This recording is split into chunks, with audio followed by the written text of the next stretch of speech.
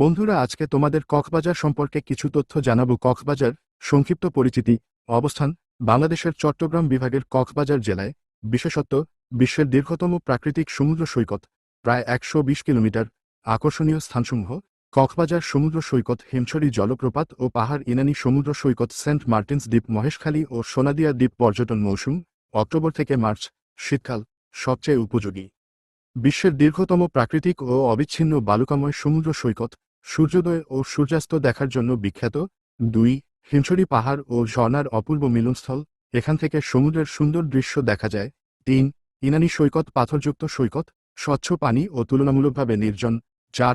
Saint Martin's দ্বীপ, বাংলাদেশের একমাত্র প্রবাল দ্বীপ। স্পিডবোট, ট্রলার দিয়ে যেতে হয় টেকনাফ থেকে। 5.